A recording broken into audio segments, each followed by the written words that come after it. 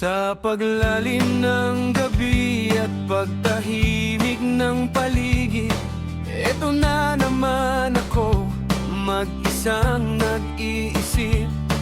Tulong-tulong ako ay sagipin mula sa aking isip kung san-san nakarating.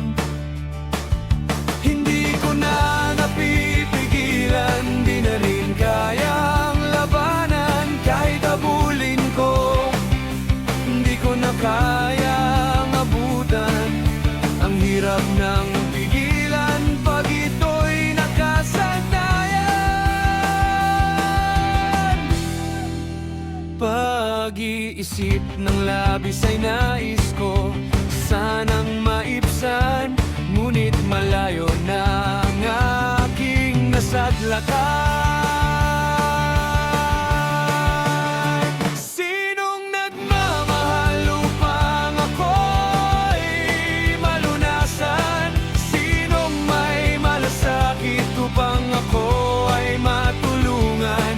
Sinong magpapalaya sa nalason kong isipan? Wala nang iba pa na pwedeng matakbuhan. Wala nang iba pang mayroong pakialam. Pamilya at kaibigan, di na ko maunawan. Wala bang sasagip sa alipin kong isipan?